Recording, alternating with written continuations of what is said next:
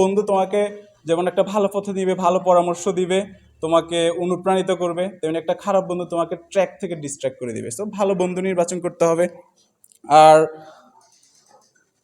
কখনো never ever disrespect your parents and teachers. আমি তোমাদেরকে একটা গল্প বলি। আমি যত পরীক্ষা দিছি, ধরো পরীক্ষার আগে দিয়ে আম্মু বলে একটু বাসায় আয় না। তো আমি বলি যে আমার পরীক্ষা আছে, আম্মু দোয়া করে দিছি তুই পাস হয়ে যাবি। তো এরকম বাসায় আসি আসি ঠিকই আবার পাস হয়ে যায়। তো আবার কি হয়ে আমার এই যে লাস্টে থার্ড পরীক্ষা গেল, আমি আমার 70 মার্কের পরীক্ষায় 60 মার্ক আনসার করে আসছি, 10 মার্ক আনসার করিই নেই। তো আমি বলতেছি আমি দোয়া করে দিয়েছি তোর হয়ে যাবে। আমি বলতেছি যে আমি তো আনসারে করে আসি নাই, আপনার কি দোয়া কি যে ওখানে লিখে দিয়ে আসবে? বলতেছে যে না, আমি যে দোয়া করছি তুই যেটা লিখছো সেটাই দেখা যাবে ভালো হয়েছে, তুই পাস করে যাবি। ব্যাপারটা এরকমই, মা বাবার সাথে কখনোই কখনোই খারাপ ব্যবহার করবা না। মা বাবার পরে আছে টিচার, টিচারদেরকে অলওয়েজ রেসপেক্ট করবা, এটাই। And last of all, believe in your self and never lose hope. নিজের প্রতি বিশ্বাস রাখতে হবে। আর্জেন্টিনার রোজারিওর ছোট্ট ছেলে লিওনেল মেসি যদি বিশ্বাস না রাখতো, সে আজকে এত বড় ফুটবলার হইতে পারতো না, ওয়ার্ল্ড কনকোয়ার করতে পারতো না। বাংলাদেশের মতো একটা ছোট্ট একটা দেশ থেকে এত বছর ধরে অলরাউন্ডার র্যাঙ্কিং শীর্ষে সাকিব আল হাসান থাকতে পারতো না।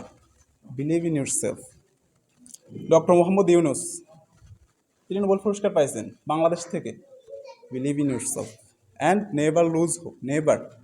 তুমি রিয়াল মাদ্রিদ তো সবাই চিনো, এরা কি করে? এরা 15টা চ্যাম্পিয়ন্স লিগ জিতছে, কিন্তু কি হয়, এরা 70 মিনিট, 80 মিনিট, 85 মিনিট এরা 1-0 পিছিয়ে থাকে, 2-0 পিছিয়ে থাকে, 92 মিনিট এরা 3-2 আগানো, 2-0 আগানো, এরা জিতে গেল চ্যাম্পিয়ন্স লিগ 15টা। এরকম অনেকগুলা। তুমি 22-এ দেখো, 24-এ দেখো, 12-তে দেখো।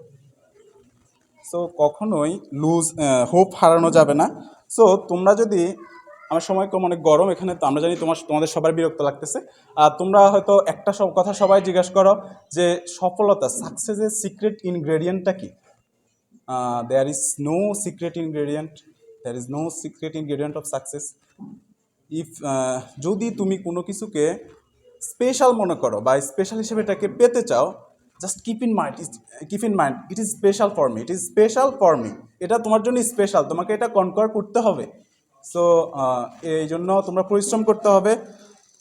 That's all my boys. আর বেস্ট অফ লাক। আশা করি হচ্ছে তোমাদেরকে সামনে আরও বড় কোনো স্টেজে দেখবো। সেক্ষেত্রে আমি আবার পিছনে বসে হাততালি দিব, এটাই আমি প্রত্যাশা করতেছি। ধন্যবাদ সকলকে। আর ফুটন্তকে অনেক ধন্যবাদ এত সুন্দর একটা অনুষ্ঠান আয়োজন করার জন্য। আর ধন্যবাদ রাজু ভাই।